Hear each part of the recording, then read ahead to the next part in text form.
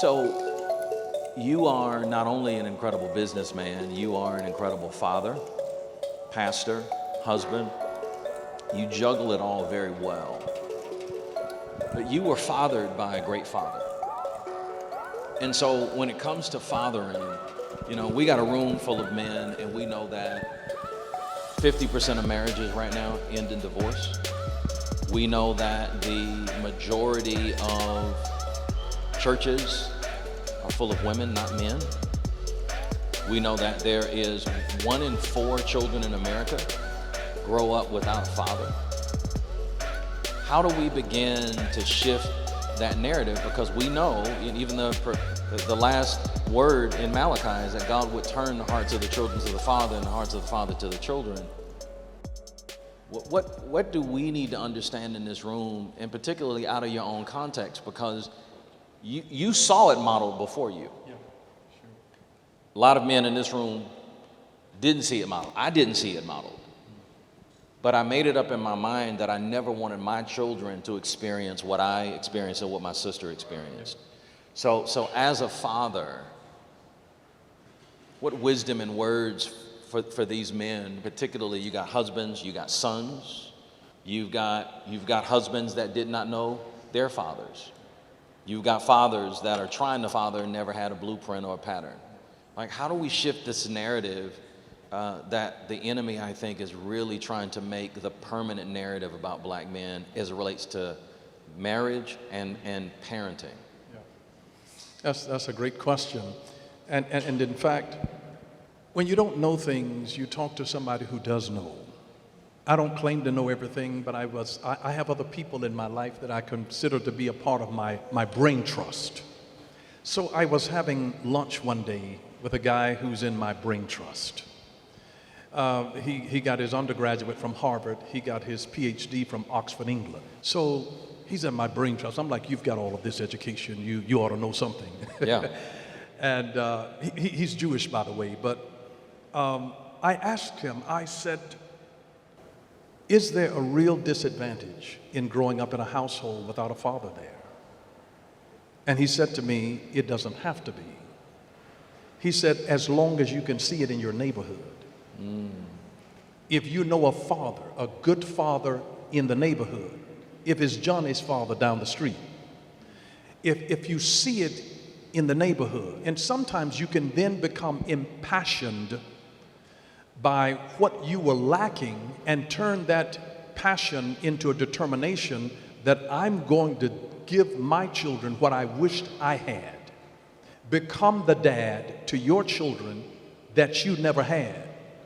Let your mind run back where you were as a boy growing up and wondering, because there's something in the heart of every son that really wants to please his dad.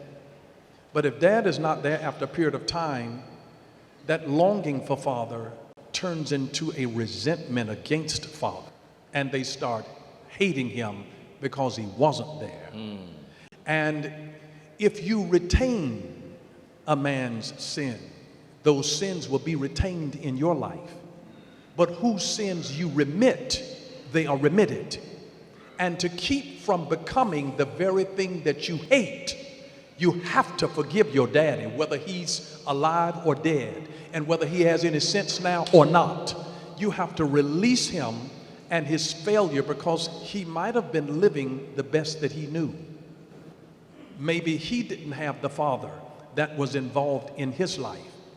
My dad was born in 1914. He was in the builder generation. And back during that time, men who loved their families, you didn't even tell them. A father didn't just tell his son, I love you. You just picked up on clues. I mean, he brought money home to buy groceries. He worked, that was his way of saying, I love y'all. I'm coming, I came home today, didn't I? I went to work, didn't I? And you have to read their language, just like, if we do something to offend our wives, and we don't know how to say I'm sorry that well.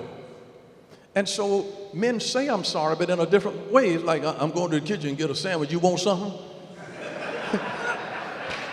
And that's his way of apologizing. They're like, you want me to get you something? And if she knows him, she's got to read, it's like this dude feeling bad over what he just did to me and how he been talking to me. This is his way of apologizing to me. And so we sometimes have to read back into our own situations and sometimes use the principle of charity with your own father, because otherwise it'll cause you to be resentful, and resentment, when you don't deal properly with it, will turn into bitterness. And the Bible calls then bitterness in Hebrews, it becomes a root of bitterness springing up. Every root will bear fruit. And if you don't deal with it in your life, you'll end up becoming the very man that you hated. And so we have to forgive them for all of their shortcomings. Sometimes they did the best that they knew. And so you let that go and say, God, I'm determined right now that I'm going to give my son, my daughter, what I wished that I had. Then look, whether you have to find another brother in the church, it's a good place to be able to look, whether it's a high school teacher, whether it's a coach, it's somebody, it's an older cousin, it's an older brother, somebody plays that father role. As long as you can see it, now you have a pattern. You have a pattern for becoming something that you wished that you could be. It needs to be in your vicinity. On your job, it's got to be somebody that then becomes that father figure to you. And in the same way, just like my daddy was a businessman, I didn't grow up with a father like that in ministry. I didn't grow up with that. So now where do you get it from?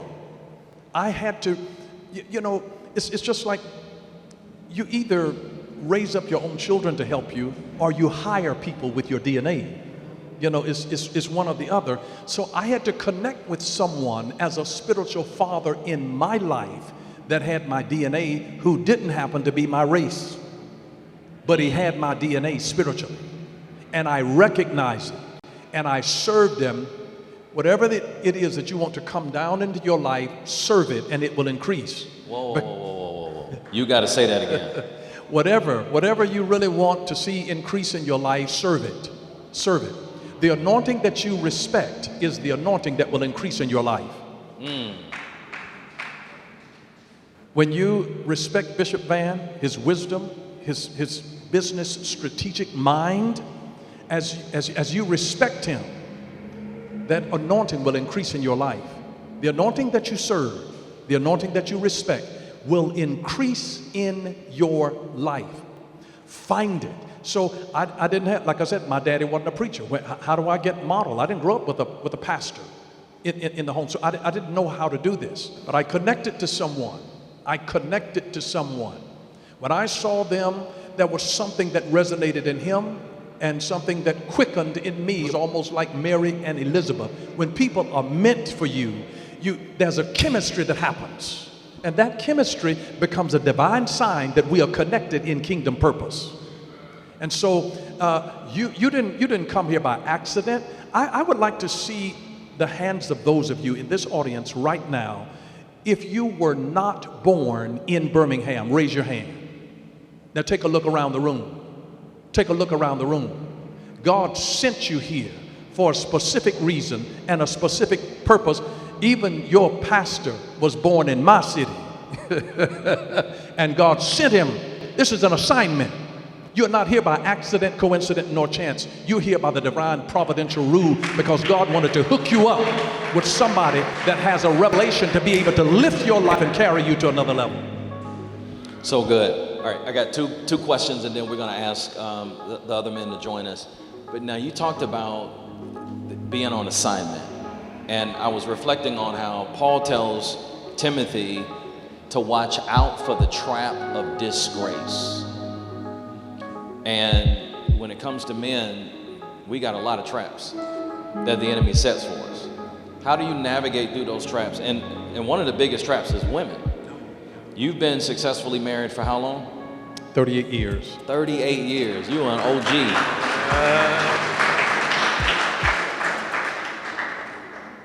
How do we stay faithful to our wives? How do we resist the temptation of the girl, maybe who works on our floor, or maybe sometimes just boredom? As we get older and we've been with the same woman for 15, 20 years, and nothing new. Nothing new. Oh, y'all, okay, I guess y'all don't. And nothing new. But from a character and a purity and a destiny perspective, how do we navigate those challenges? Because those are real challenges. Yeah, they are very real challenges. And this conversation that we'll have now, this is where the rubber meets the road. But let me just tell you, this character is never a spiritual gift. It will never drop to you like ripe cherries off of a tree. You can't have somebody to lay hands on you and give you character. Character only comes by being forged. It's like taking a hammer and anvil. You have to forge character. It is developed. And how is it forged? It is forged one decision at a time. That's so good. Just one decision at a time. People that make good decisions, it equals good character. When good decisions are made in perpetuity, when you keep making one good decision after another good decision after another good decision, when you think about making a good decision, the moment that you have this temptation, and you'll always have it. You know, in Atlanta and Alabama, you know, you guys have squirrels here. But we had a squirrel there that came and ran across a railroad track, and as soon as it got across the track, it thought that it was fully there, but one of the wheels of the track came around and nipped off a piece of its tail. And then the squirrel turned around to see how much damage was done to his head, and the next wheel decapitated it. And here's the lesson: don't lose your head over a piece of tail.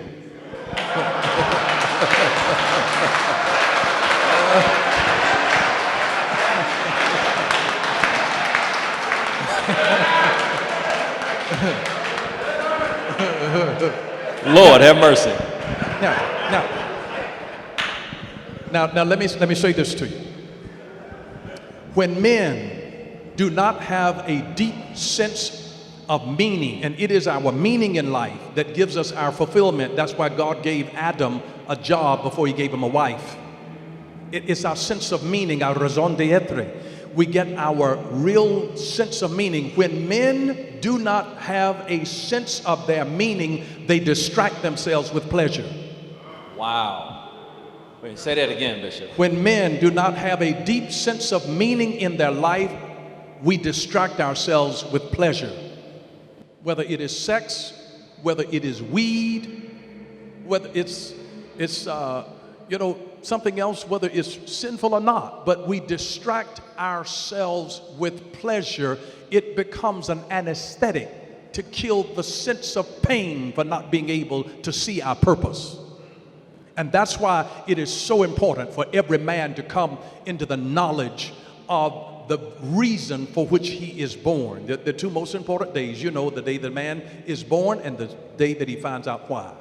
And if a man is living in this life and has no understanding as to why he is here, he will misbehave and anesthetize the pain of not being able to live his dream through having sensual kinds of distractions in his life. So it's really about having openness and transparency in your relationship, your spouse being your first source of your accountability partner, where there's openness and honesty in that relationship.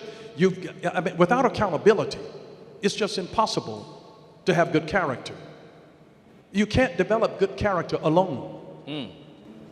It has to be in the context of other human beings. None of the first 4 commandments deal with man's relationship with man, man's relationship with God, man's relationship and his respect for God. But the remaining 6 of the 10 commandments deal with man's relationship with man, man's respect for mankind. And so none of those 6 would even be relevant to you if you were isolated on an island by yourself. You can't commit adultery by yourself. You're not going to be sitting there telling lies to yourself, stealing from yourself. What, you take it from your left pocket and put it in your right pocket?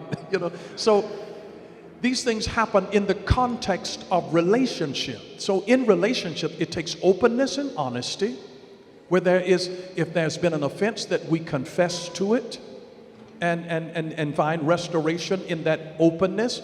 I had a lady that came to me one time, and I couldn't understand it. She made 3 times as much as her husband. He was strung out on drugs, and he had a gambling addiction. And I said to her, why are you still with him?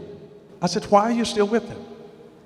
And she looked at me into my eyes, and she said, because I know that this man will never lie to me. Wow. He will never lie to me. And he would go home. I mean, he would get his check, and something would hit him, and he'd go by and spend all of it in lottery money and come home broke. And she said, where you been? He said, well, I got my check, and I cashed it, and I went and I bought lottery tickets. He was totally honest. He didn't do right, and sometimes he'd get up at 2 o'clock in the morning. That cocaine would be calling him. And he'd go out and go to a crack house and get his cocaine, and she'd ask him, where you been? I went and I did cocaine. And she said, I'm still with this man because I know he'll never lie to me. She said, I can trust that this man will never lie to me. It was the oddest thing. I wasn't expecting that, but yeah. It was the secret of what gave her grace. At least, there's an old saying, the old folks have a saying that says this, that the devil you know is better than the devil you don't. Yeah. So it taught her how to pray for her husband. It taught her how to pray, and now they have the power. You can't come into agreement with secrecy. Secrecy keeps you under the power of darkness. But the moment that you confess, you bring out into the open. Confess your faults one to another. Pray for one another that you may be healed. And too often, we as men have a problem opening up and confessing. When we talk together, we talk about the game, we talk about men with politics, we talk about, yeah, we're balling, man, I did this, I did that. But we don't talk about the real issues of what's on our mind, what's hurting us, what offended us, the real things that are, if you got some big, hairy, audacious goals and you're really afraid, and this thing is, man, I've lunched out and I started this, but man, I'm scared to death, man, I could lose my house over this. I mean, we don't talk about those things when we get together, but we can sit on a sofa and watch the game together and talk about the game and talk and laugh, and everything will be surface. But when you really open your heart and you share what you're dealing with, now you can uncover this thing and tap into a strength that comes through the power of agreement. And that's what helps in any relationship of accountability. That's so good. Let me ask you one last question before we bring up the other men that are going to join the panel. There's so much. I wish we had all day because I could ask you so many questions. When you talk about purpose, and I love that when a man doesn't know purpose, he will always anesthetize himself with pleasure. So when we talk about men in purpose, as kings and priests of their own household, we know that also has a financial aspect to it. What wisdom would you give these men and these young men when it comes to leading their family and having a vision for their family financially? We've got business owners in this room. We've got, a variety of different types of leaders, entrepreneurs in this room, successful leaders in their respective field. But we know that the African American family is also still behind when it comes to wealth creation. We know that for every dollar of white wealth, it equals 1 cent in the African American community. Your family and your upbringing, you broke the mold. From grandfather, chemical company, Bronner Brothers, the whole nine. What wisdom would you give to us as it relates to charting a new path of really leading financially, being intentional about wealth creation, so that our kids and our kids' kids' futures are a lot different than ours was, at least when we were coming up? The greatest gift that my father gave to us was the gift of exposure. it is impossible for you to think beyond your exposure. If you're exposed to something, you know how we are as men? Like if we see something, then we can do it. If you explain it to us, it's very difficult for me to explain to someone how to tie a shoe and I'm just giving verbal commands. But if you're standing beside me or standing over me and watching me tie that shoe or tie a necktie or tie a bow tie, if you're watching me and then mirroring what you see, we've been taught, to save money. Saving only adds to you. Investing multiplies back to you. It multiplies back to you. We've not been taught, and it is our ignorance in those areas that has intimidated us from actually getting in the field. I drive a Tesla, and my Tesla, with whatever I had put in my car was about $120,000. Yep. But I invested more in Tesla stock. Come on. My Tesla dividends have more than paid for my car.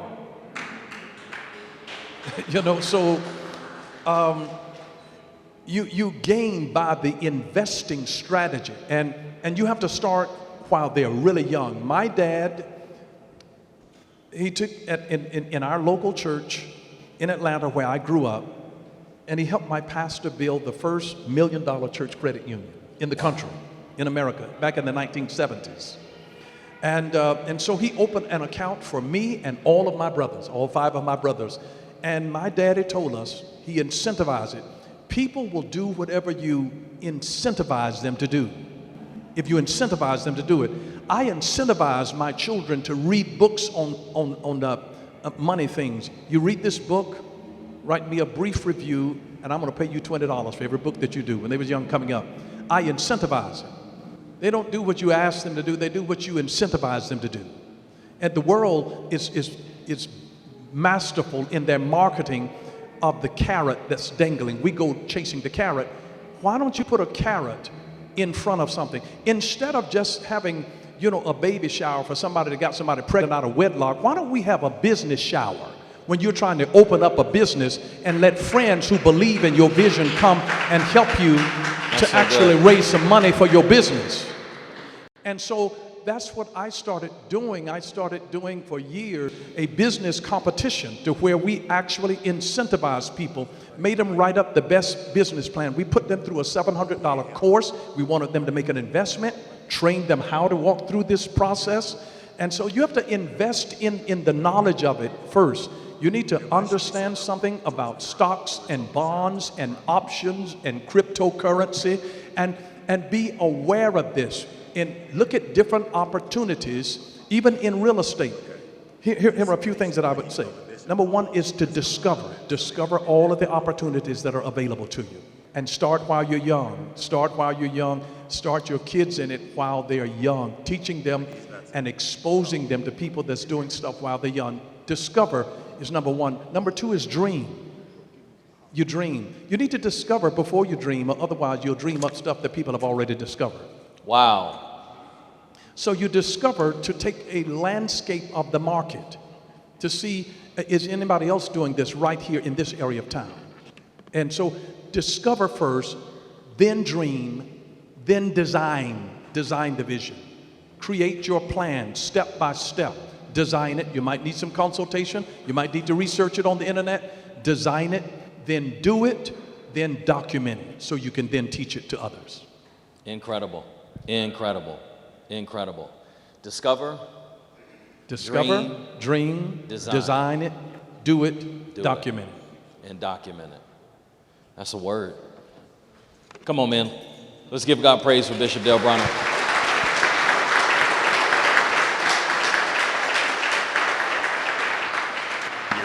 I want to invite to the stage a couple of men that have been a part of our 6 weeks of videos that some of you watched, and some men in general that were not a part of the 6 weeks. But we're going to have now a conversation to include a few different voices that we want to really unpack as we continue to talk about leading through it and not bleeding through it. And while they're getting mic'd up, Maybe let's take a question or two. Maybe there's something that Bishop Bronner said that jumped out, or maybe it triggered a deeper thought or a deeper question. While they're getting mic'd up to come on stage, we'll take a couple of questions, maybe one or two questions. Men, anything that Bishop Bronner said that just says, you know what, if I could ask him a question about this, it would be X. And while you guys are thinking about that, let me just say this, that I'm so glad that others are going to be joining. Let me give you this formula. Visionary leaders plus vision times collaboration equals maximum impact. So if you've got a vision and other visionary leaders and collaboration, you get maximum impact. So that's what's about to happen, is collaboration, visionary ideas, visionary leaders, the collaboration, maximum impact. If you want to take whatever you're doing to another level, collaborate with another transformational leader, and it will take you to an exponential level. Ideas piggyback off of each other. And that's why you have to talk to somebody who has something into their belly. Why do you share your dream with somebody who's blind? Wow. Share your dream with somebody that can see it, so they can believe with you and encourage you through the deepest and the darkest of your time. Excellent. Jay, and then brothers, come on up on the stage. I want you to welcome Art Franklin, Aaron Frazier, Brandon Pettigrew, and Kenneth Cox to the stage. Let's give them a great big hand clap of praise.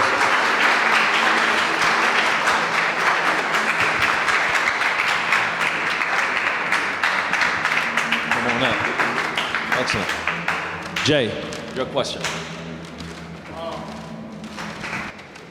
Thank you so much. Bishop, first off, thank you so much for being here. I too from Atlanta, and so I'm really happy to have you here. I think that with every attribute that comes and every moment of success that I'm experiencing, there's always a great sacrifice somewhere, and so trying to find that balance between multiple projects, success, family, and then the sacrifice, and then really dividing up that sacrifice, because each one of them that I just mentioned are, requiring more and more of my time and attention. So, how do you balance, with everything that you have going on, how do you balance all that and the sacrifices that you're making to continuously achieve? I pay for that with what I call the different currencies. Whatever it is, every dream has to be paid for with currencies. And here are the three main currencies of life: time, money, and knowledge. Time, money, and knowledge. If I'm lacking knowledge and I've got time and money, I can use my time and money to get knowledge. If I need money and I've got time and knowledge, then I use my time and my knowledge in order to get the money. Whichever of the three, these are the three main currencies of life. The more demands that you have when you start doing other things in other people's world and you get pulled on. So if time is a premium for me, I use my money in order to buy somebody else's time. So now I have that time, so I'm not cutting grass anymore. I grew up cutting grass and trimming hedges and doing all of that. And that's outsourced now, because I can get more money, but I can't get more time. And I don't want to miss those opportunities. So you have to trade off whichever one that's the highest commodity. And your family, no matter whatever you do, they ultimately spell love, T-I-M-E. That's good. Well, brothers, welcome to the stage. Good to see you. Dr. Kenneth Cox, Art Franklin, Brandon Pettigrew, Pastor Aaron Frazier. Come on, let's thank God for them. So